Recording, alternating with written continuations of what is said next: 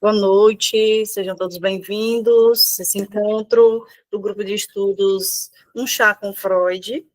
Hoje nós fizemos um roteiro diferente, vamos falar um pouquinho sobre o suicídio, aproveitando que o mês de setembro foi um mês de conscientização com relação ao suicídio. Eu achei importante, achei interessante a gente conversar um pouquinho também sobre as contribuições que a psicanálise pode trazer para entender essa dinâmica do suicídio e entender principalmente, já começando com base nesse título. Seja bem-vindo, Maurício. O título dessa nossa conversa, né? O silêncio da dor, uma perspectiva psicanalítica sobre o suicídio e suas motivações inconscientes.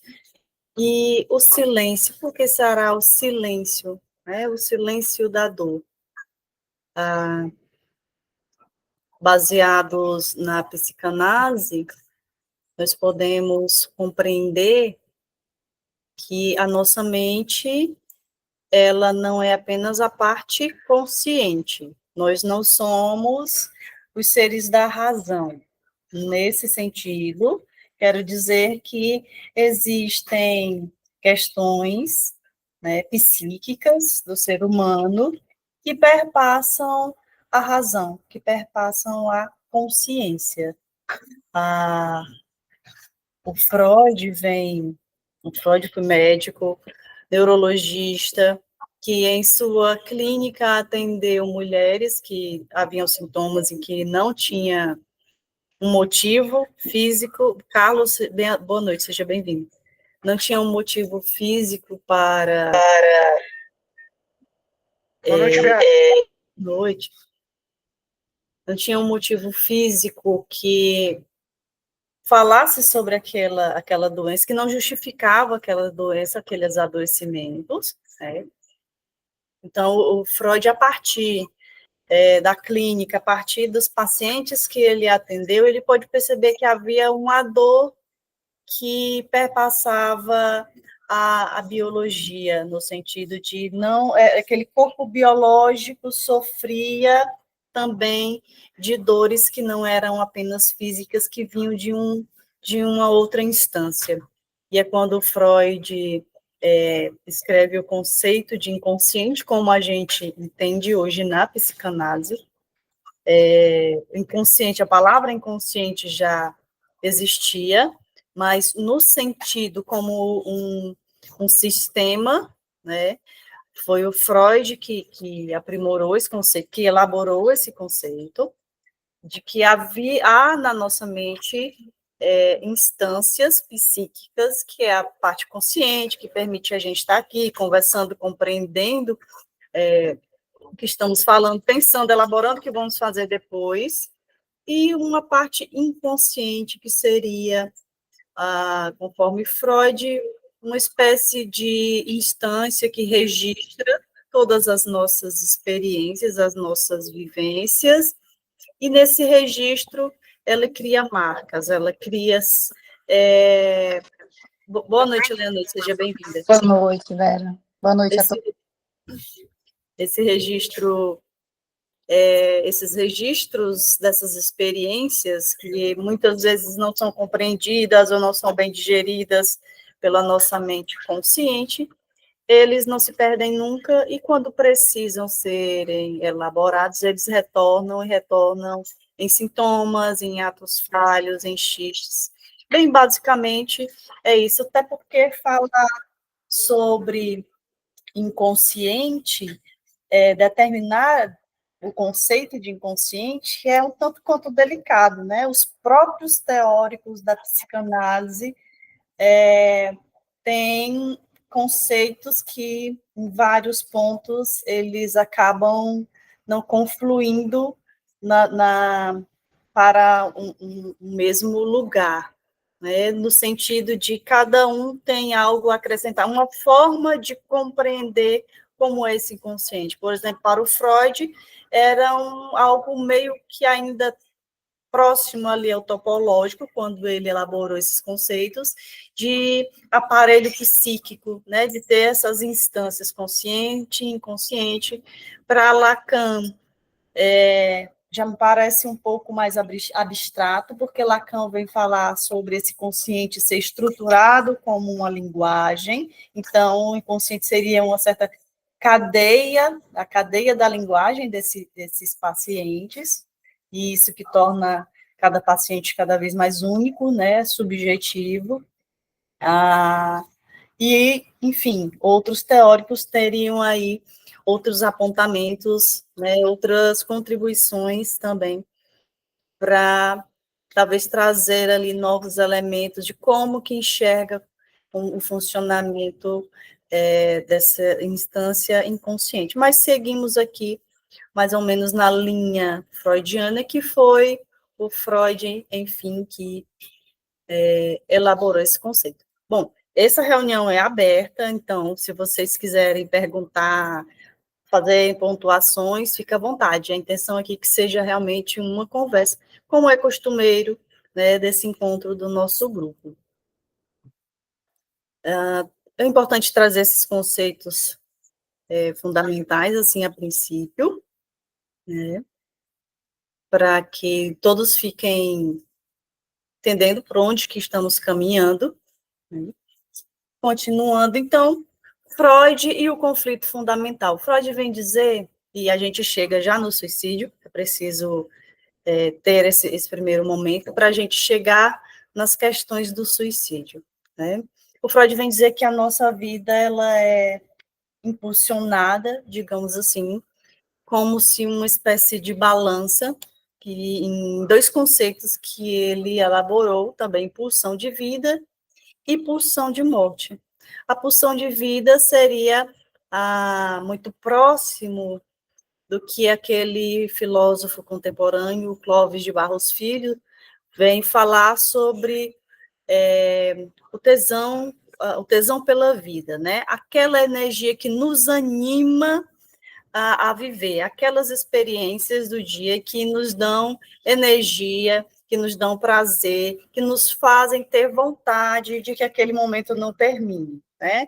Então, a pulsão de vida seria o nosso desejo de criar, de amar, de criar vínculo com os outros. É um movimento de transformação, é o que nos coloca em movimento na vida. E o Freud vem também trazer o conceito de pulsão de morte, que já seria esse conceito onde há uma vontade, talvez, de voltar ao estado inorgânico. É o desejo de cessar, de destruir, o que nos faz, que a gente chama de quando o dia não está muito legal, quando uma situação não está muito legal e a gente tem aquela baixa de energia, digamos assim. A pulsão de morte não necessariamente fala da morte em si, mas seria um impulsionamento para as coisas que fazem com que a gente se retire desse movimento, coisas que talvez não dê tanto prazer assim. E é nesse ponto da pulsão de morte, nessa tentativa de equilíbrio da balança, né? Quando a nossa pulsão de morte, ou seja, o nosso de que não está tão legal, o nosso estado não está tão legal, em que vem a questão da repetição. Nós repetimos os traumas, os nossos traumas vividos, nós não repetimos em pensamentos, eles não vêm como uma lembrança. Os traumas, eles vêm como sintomas, eles se apresentam como comportamentos, né?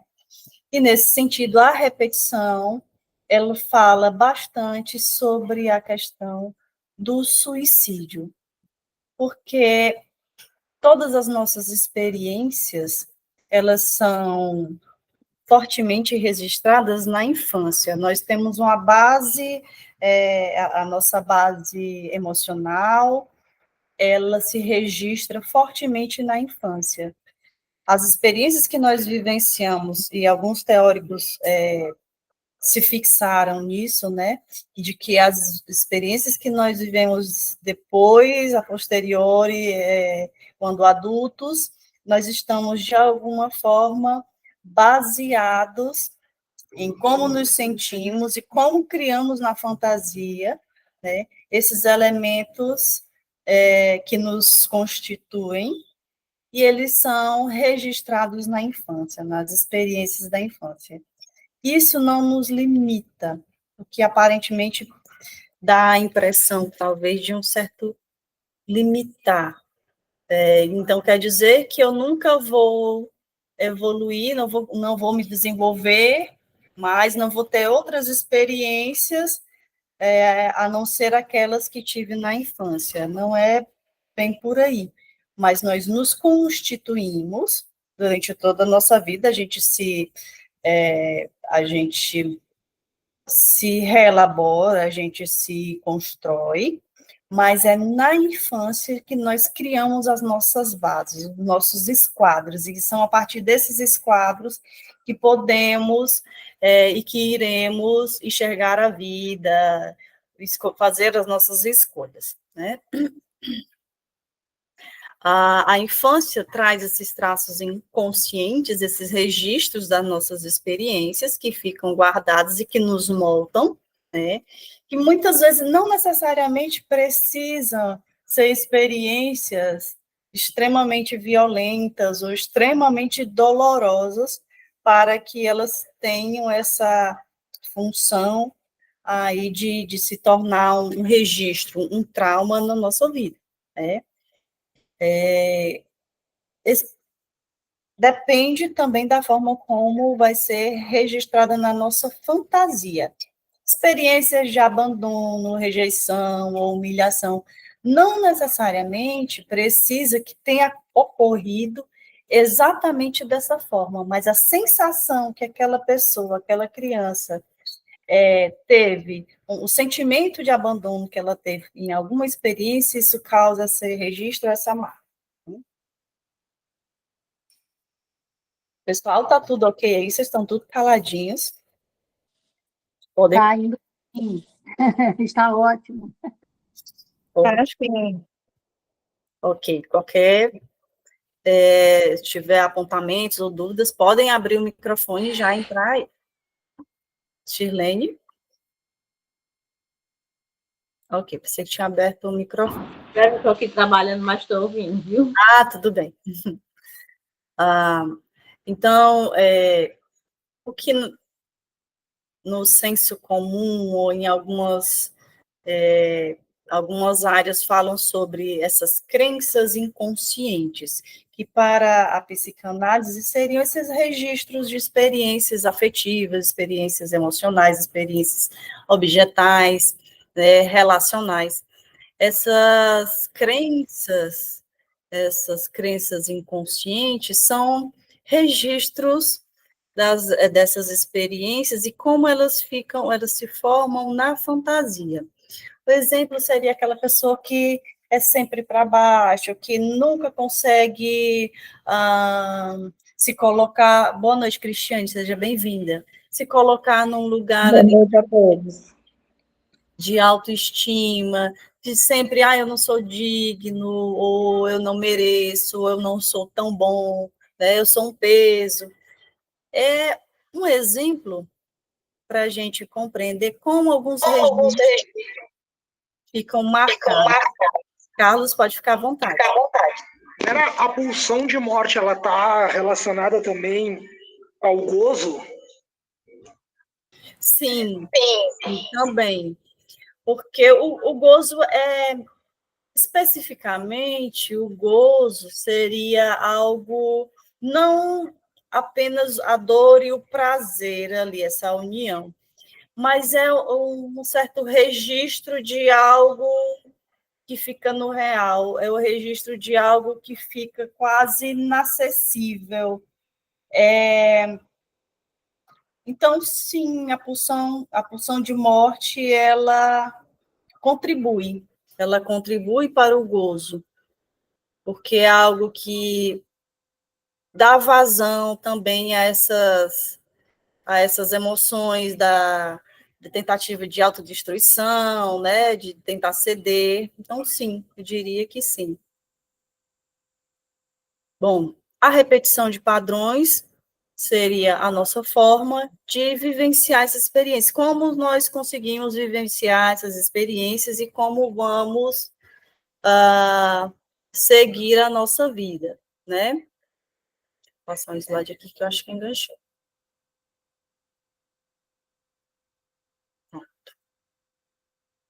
Fernanda, eu coloquei uma imagem nesse próximo slide, que é o busto de um homem, sem a parte do crânio. No crânio dele tem um outro homem sentado, o crânio está como se fosse uma bacia aberta.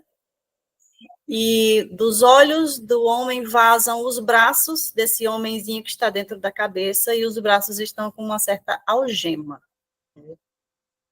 Esse desenho é de um artista, eu esqueci o nome dele, eu esqueci de colocar aqui, Suzano alguma coisa, e representa a frase, o homem preso às lágrimas que prendeu.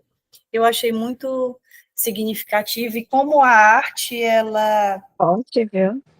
Né?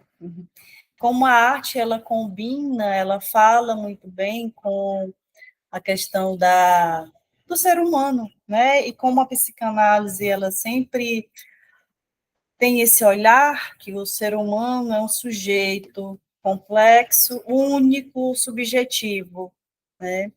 Mas, e que olha de um jeito tão... A arte, ela escancara um ser humano que é falho e que é acessível ao mesmo tempo.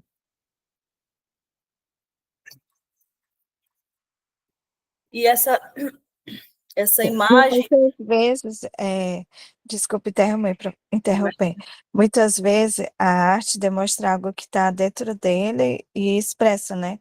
Ou através de desenho, ou através da a pintura e até de músicas, né? Sim, com certeza. A arte fala especificamente do ser humano, né? A arte só existe por conta do ser humano. E eu vi um relance, assim, salvo engano, do filme do Van Gogh, em que ele diz, ele falando sobre as pinturas, eu pinto a partir das minhas falhas, né? E é isso. A arte, seja ela a pintura, a escrita, a música, fala muito vividamente do ser humano. E grandes artistas falavam sobre as suas dores, inclusive na arte, né? Os poemas, a música, a pintura, enfim. E falar sobre suicídio é falar sobre dor, uma dor que não fala. O conceito de sofrimento psíquico, ele caminha justamente nessa dor que é impossível de ser expressada por palavras. Freud vem dizer que a dor psíquica, ela é imensamente, muitas vezes pode ser imensamente mais dolorosa do que a dor física, né? Intolerável, na verdade. E quando esse sofrimento não encontra caminhos para, digamos assim, vazar, como vazam os braços aqui no desenho, quando não encontra caminhos para vazar da forma que deveria, que seria pela palavra, e isso a gente puxa para a psicanálise, para como funciona a análise, né? Ela vai vazar de outras formas, vai vazar em sintomas ou em atos extremos, como o suicídio, né?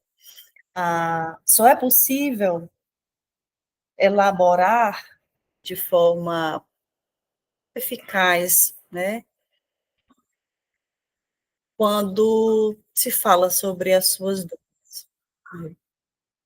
Você pode sim viver uma vida inteira e suas experiências de vida fazer com que você consiga caminhar com suas dores e fazer alguma outra coisa com ela. Bom exemplo são os artistas, que podem colocar, expressar as suas dores através da arte. É uma forma de caminhar com elas, né, caminhar com as suas dores e ter um proveito, fazer dela, construir a partir da dor uma outra coisa. Né? Na análise psicanalítica, na terapia, né, na verdade a gente chama de análise, essa elaboração, ela parte do lugar da desconstrução. Quando eu consigo transformar em palavras, eu consigo, de alguma forma, me ouvir e compreender, né? A partir daí, encontrar também outros caminhos. É um caminho que não é tão fácil assim, porque mexer nas nossas dores sempre traz desconforto, mas em diversos casos só se consegue transformar essa dor, trazer uma verdade para esse paciente realmente na análise, né? A dor que não fala, a dor que não fala. O suicídio é uma tentativa de cessar essa dor. O suicídio, assim como todo ato humano, ele expressa é, essa dinâmica psíquica dos pacientes. É um conflito, o conflito interno que é expresso. Todas as nossas escolhas, ah, qual trabalho a gente escolhe, qual profissão, qual profissional nós escolhemos ser, o tipo de roupa, o tipo de música que gostamos, a forma como compreendemos as coisas, a forma como, enfim, como levamos a nossa vida, como enxergamos o mundo, tudo isso fala de como a nossa dinâmica psíquica funciona, de como nós nos construímos a partir das nossas experiências, das nossas vivências. Mesmo uma família que tem aí 10 filhos, e esta mãe, e este pai cuidou desses 10 filhos da mesma forma, para cada um dessas 10 pessoas, desses 10 filhos, cada um deles vai ser um sujeito diferente, com uma cabeça diferente, com desejos diferentes, porque apesar das experiências serem semelhantes, cada um constrói na sua fantasia como que essa experiência vai lhe tocar. Para uns tocam mais intensamente, para outros nem tanto. Né? Então, o suicídio, essa tentativa de matar, essa tentativa de deixar de existir, é uma expressão extrema desse conflito interno, que ele não foi simbolizado. Ele não ganhou um lugar no sujeito, ele não conseguiu encontrar um caminho favorável para ser vazado, digamos assim. E falar sobre isso, falar sobre esse caminho em que se vaza, é muito comum que, em casos de suicídio, as pessoas dizem: fulano cometeu suicídio. Nossa, mas ele parecia uma pessoa tão extrovertida, ele parecia uma pessoa tão animada, estava sempre sorrindo, estava sempre brincando. Nunca imaginei. Sim, Fernanda, pode ficar à vontade. Aconteceu o fato dessa forma, realmente, como você está falando. Tá com 2 semanas que um irmão de amiga minha, ele se suicidou, né? O irmão dele mais velho achou ele. E ele tinha essa personalidade que você está citando, altamente extrovertido, brincava, falava com todo mundo. E já o irmão dele mais velho, sempre na dele, né? Sempre na dele, não tinha essa conversa tanto como ele. Aí, o que aconteceu? A hipótese, né, que aconteceu, porque foi muito rápido o que ele fez. não tinha, assim, índice dele fazer esse ato. Ele foi para uma consulta e na família dela tem muitos casos de pessoas que tiveram CA e acabou falecendo. E ele que cuidava dessas pessoas que tinham CA, que tiveram CA, né? Ele que cuidava, levava no médico, acompanhava e tudo. E ele sempre dizia que se tivesse, ele não ia querer dar trabalho para ninguém. Aí ele foi para essa consulta e lá parece que o médico disse que ele tinha, que ele estava com CA. Aí ele estava, antes de ir para a consulta, ele estava animado, porque ele trabalha fazendo vaso. Trabalhava, né? E ele comprou máquina para fazer os vasos, tudo. Quando ele chegou em casa, ele começou a querer se desfazer das máquinas, e depois de 2 dias, aí aconteceu isso. Ele cometeu, né, o suicídio, ele acabou falecendo. Aí as pessoas acham, no pensamento, né, das pessoas, que ele fez isso porque descobriu que estava com CA e não queria dar trabalho para ninguém, como as pessoas deram para ele. E ninguém nunca imaginava que ele ia fazer isso, porque sempre era uma pessoa alegre, positiva e cuidava das pessoas, né? Aí foi muito difícil, porque foi assim, muito rápido. Uhum. Eu sinto muito, Fernanda, sinto muito. E sim, ah, Era, existem.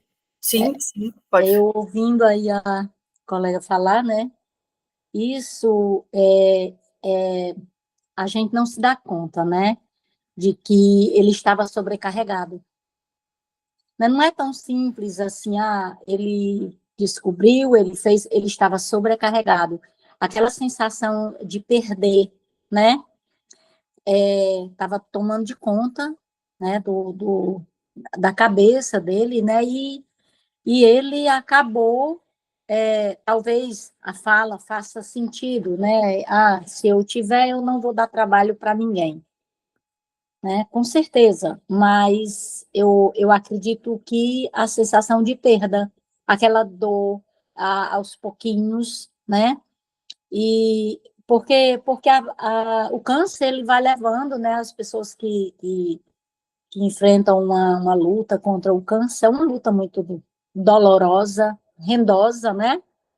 E Uhum. constante. E isso foi adoecendo ele e ninguém percebeu, né? É possível que E sim.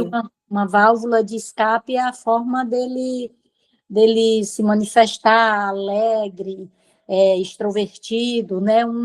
É como se fosse uma maneira dele se sentir melhor, disfarçar o que estava sentindo, não por maldade, né? Não de forma premeditada, mas ele buscava, talvez, incessantemente,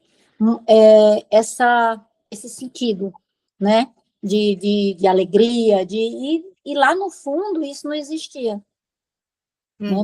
Uhum. A dor é muito complicada, é complexa, né? Sim, e o ser humano é muito complexo, né? Aqui são conjecturas de o que poderia ter acontecido, mas ah, porque às vezes a gente pode tentar sermos tentados a pensar que só comete o suicídio alguém que tem algum transtorno ou tem um sofrimento muito longo ou alguém que está psiquicamente adoecido.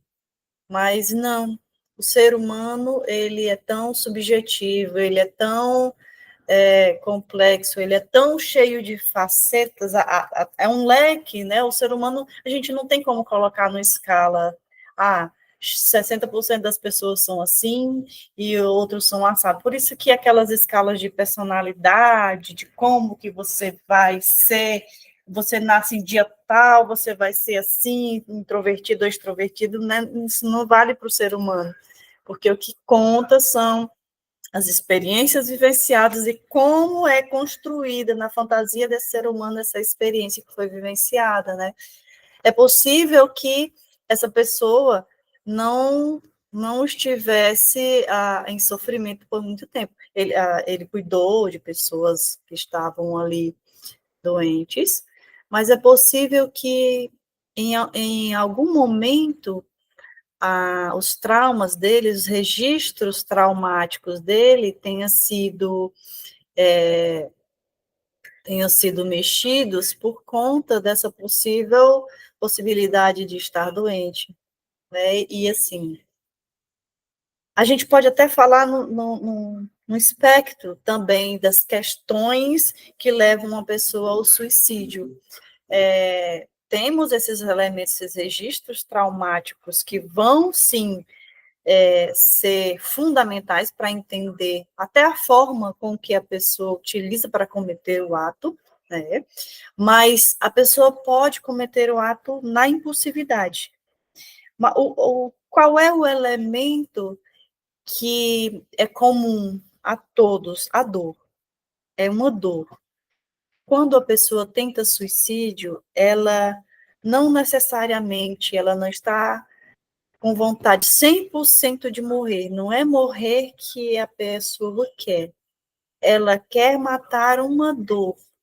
E aí, em que momento essa dor pegou mais forte, que tocou nessas outras questões, nessas marcas, nesses registros inconscientes, qual foi o momento ali de irrupção desse ato, né? Certamente o ato foi no momento de impulso de desespero, em que essa dor estava doendo demais. No momento do diagnóstico, talvez, É possível. foi um impulso, né? Aliás, foi quem impulsionou, talvez, o ato, né? Uhum. E assim, depende muito de como que funcionam as pessoas para entender o que realmente fez aquela pessoa cometer esse ato. Porque certamente essa dor não foi elaborada, e essa pessoa vai conviver com essa dor o tempo todo, por muitos anos. Tem gente que sofre anos e anos na questão da depressão e nunca comete, né, não chega a cometer o ato do suicídio. Tem pessoas que passam por um pequeno processo depressivo e a tentativa de tirar a própria vida. Tem gente que não passa por processo depressivo algum e num momento de um intenso processo traumático, como a descoberta de uma doença, pode sim fazer com que a pessoa não tenha flexibilidade emocional e tente realmente matar essa dor, que é a tentativa de retirar a vida, retirar essa dor, né?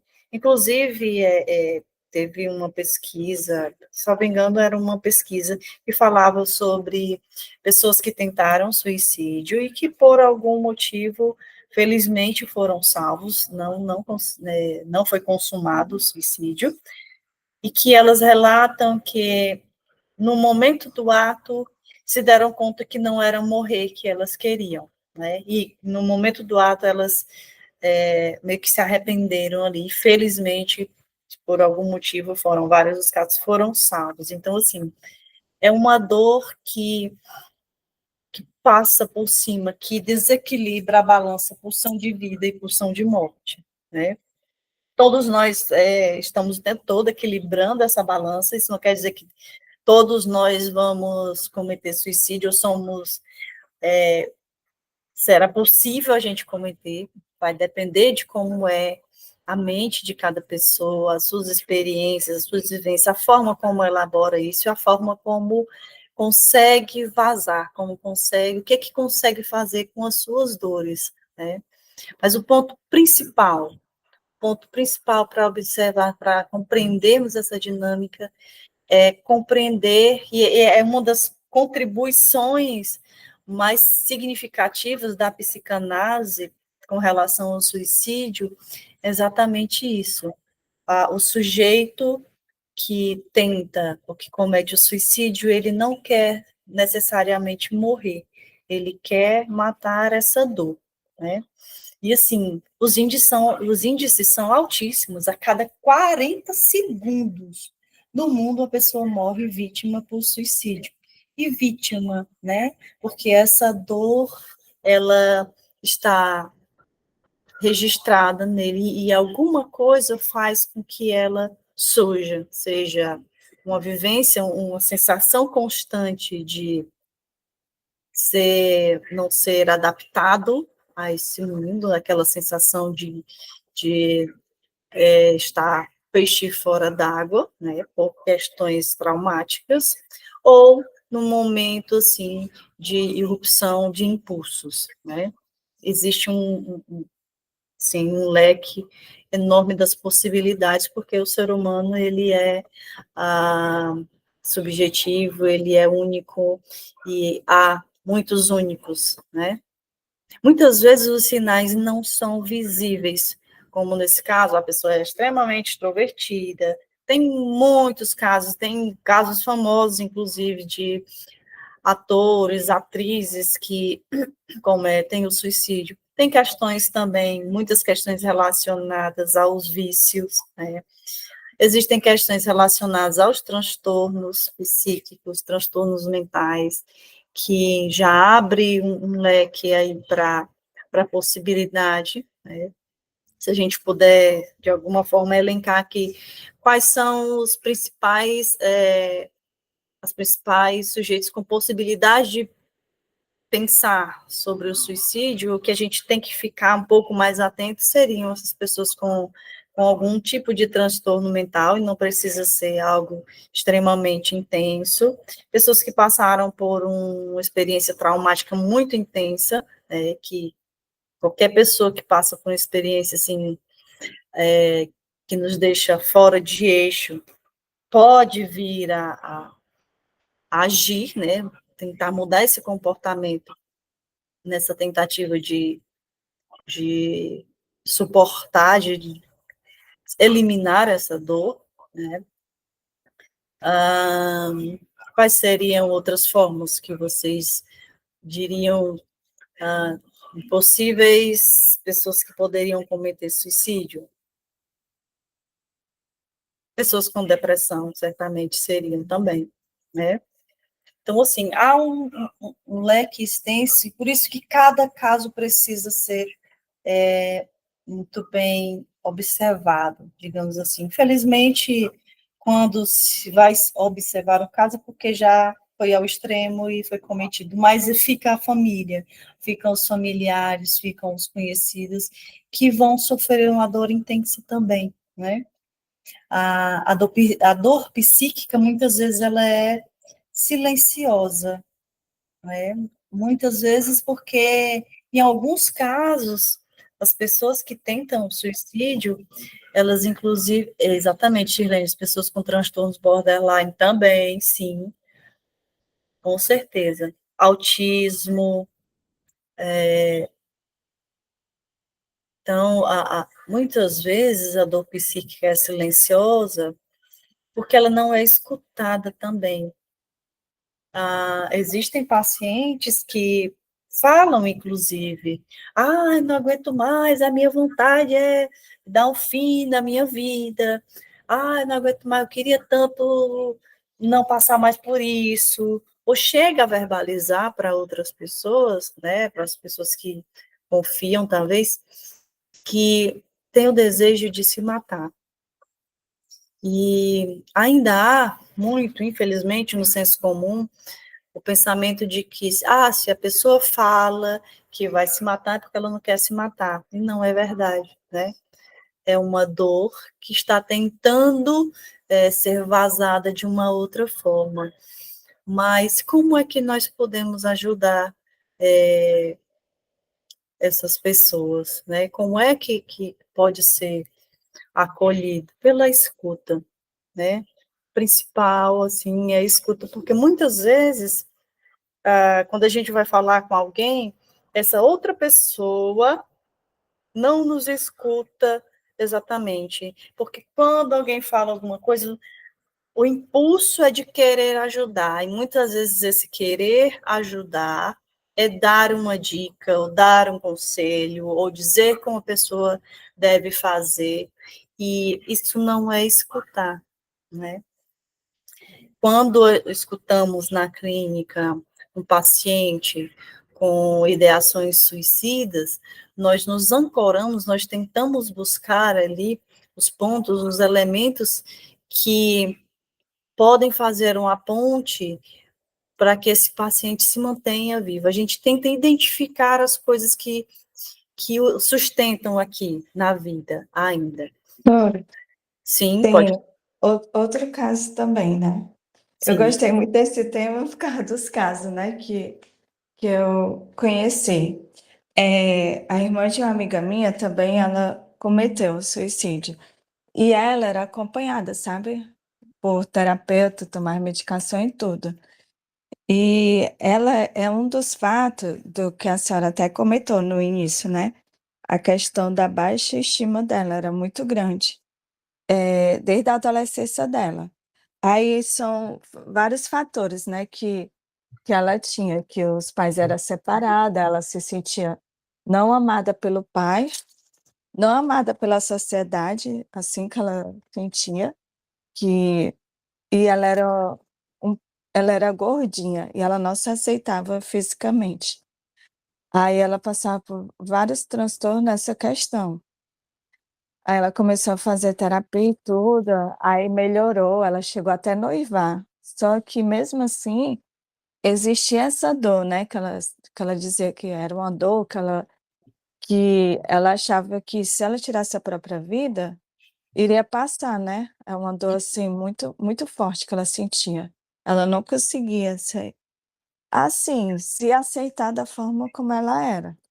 Aí, infelizmente, ela acabou cometendo suicídio. E na época ela trabalhava, era noiva, fazia terapia e participava até de grupos, né, religioso.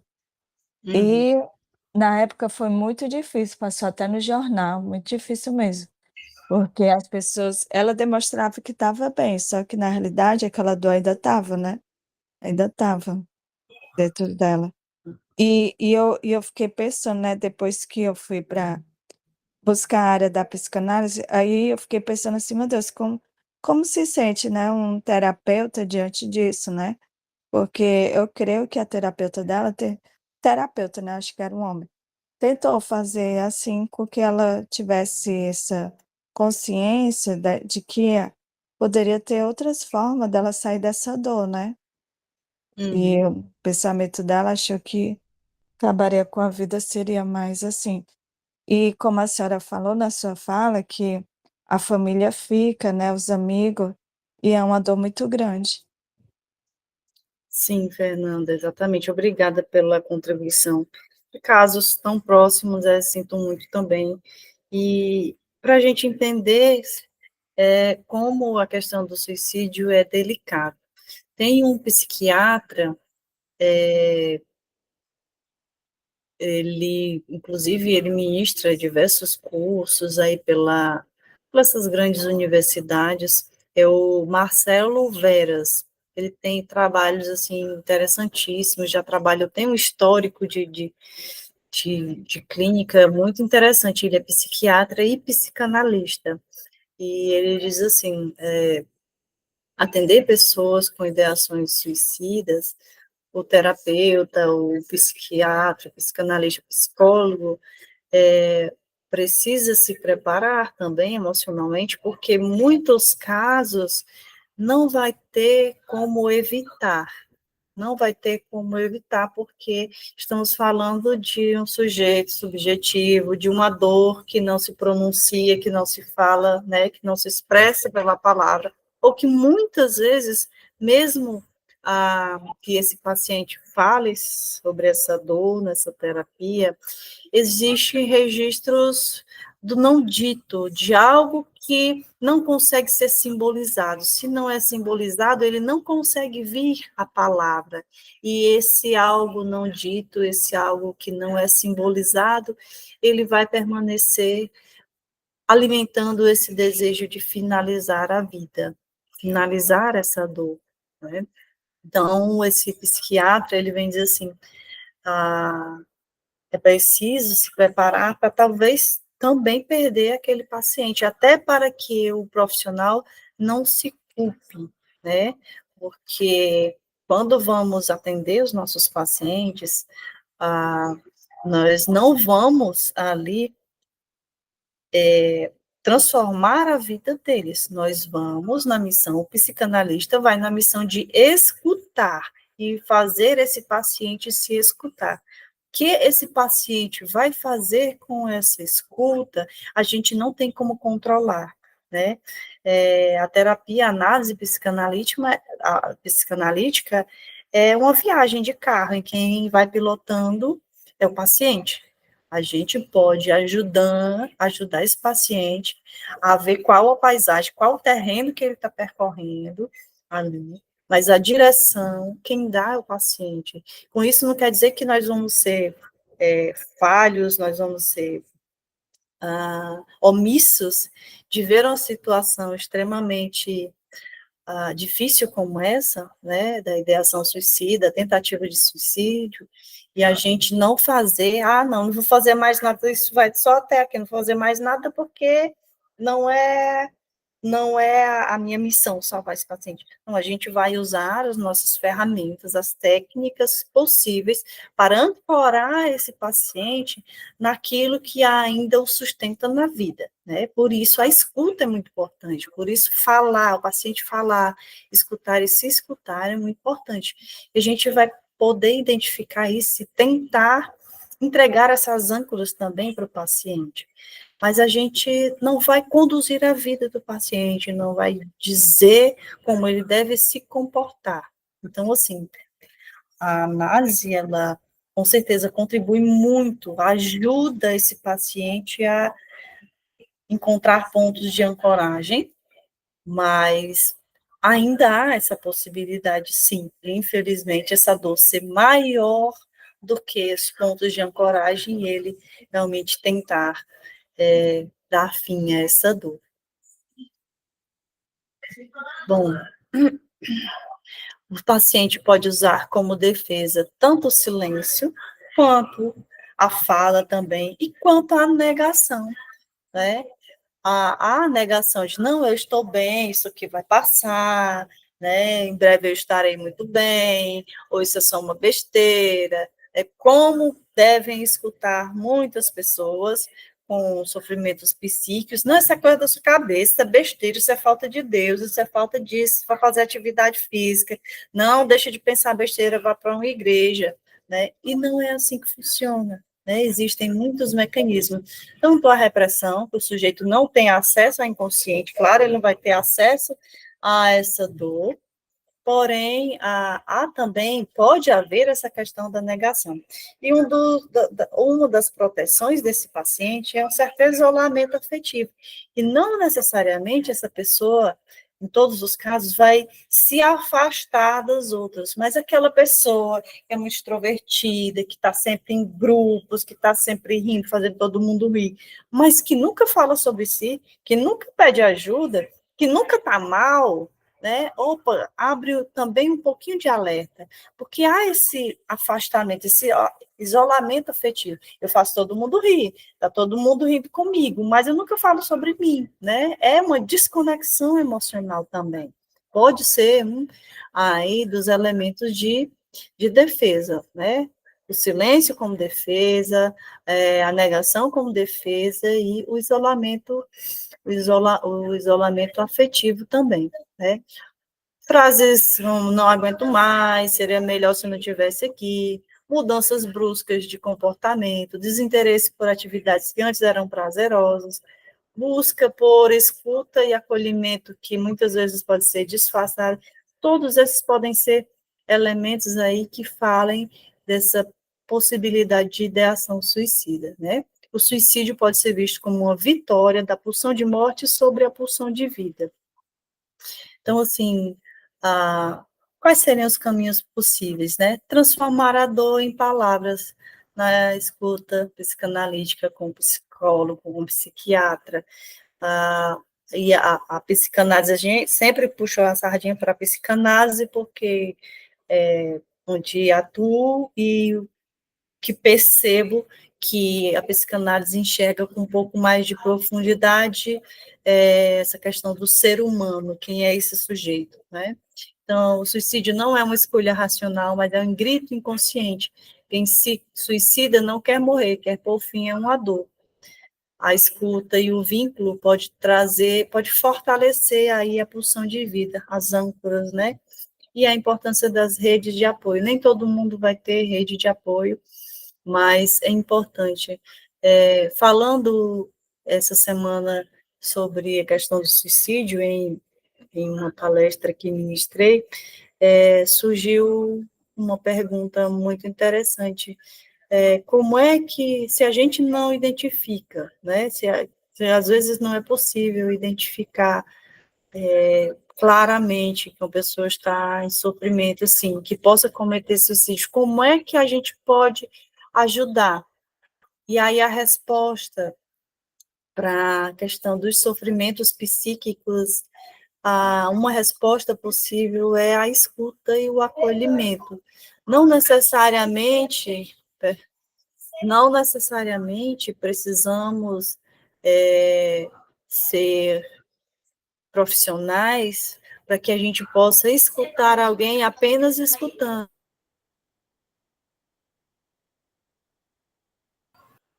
Apenas escutando, acolhendo essa dor, sempre sem colocar o que essa pessoa vai fazer ou como deveria fazer. Escuta. A escuta, ela é por si só um acolhimento profundo, né? Nós profissionais temos técnicas para compreender isso, para escutar, mas quem não é profissional da área pode sim escutar sem precisar levar de volta um conselho ou alguma coisa para essa pessoa que está falando, né? E a afetividade, o afeto, o acolhimento, ele tem um poder muito intenso, né? Tanto é que Freud, atendendo as histéricas, em algum dos momentos, o Freud tinha que avaliar fisicamente essa paciente, principalmente no princípio, onde ele estava construindo o conceito de psicanálise, ele tocava nas pacientes, até porque muitas vinham sem o corpo sem mexer, né, cegas, enfim. Então, essa proximidade, essa afetividade, acolher de verdade, escutar esse paciente, o que ele tiver para dizer, sem retornar para ele como é que ele deveria ser, é muito forte, é muito intenso. A partir dessa escuta, sim, é possível algum elemento surgir ali que faça essa pessoa compreender, né, quem está escutando, que aquele paciente, aquela pessoa é passível de cometer algo dessa natureza. Bom, gente, agradeço a presença de vocês. Até gostaria de mais tempo para a gente conversar sobre esse tema, que eu achei necessário, né? Não só pelo Setembro Amarelo, mas porque sempre ficam muitas dúvidas com relação ao suicídio. E, assim, quem comete o suicídio, ele quer matar essa dor. E essa dor fala justamente da impossibilidade dessa pessoa viver a vida como ela gostaria de viver, né? Então, essa pessoa que tenta suicídio ou que comete o suicídio quer matar a impossibilidade de viver como realmente gostaria. Agradeço, né, a cada um que esteve aqui. Vai ficar gravado depois, se vocês quiserem passar para alguém que esteja precisando ouvir sobre, né? Eu sei que é mais direcionado para a gente que já está nessa área, mas acho que a escuta é um elemento de extrema importância, tanto na vida profissional nossa, quanto na vida familiar, para a gente possa passar isso para outras pessoas, tá certo? Muito obrigada, pessoal. Fiquem bem. Boa noite, viu? Qualquer coisa. Obrigada, professora. Boa noite a todos. Boa noite a todos. Obrigada, professora. É sempre bom a gente ouvir um pouco mais sobre esse tema, porque realmente é muito complicado, né? Obrigada a todos. Boa noite. Tchau.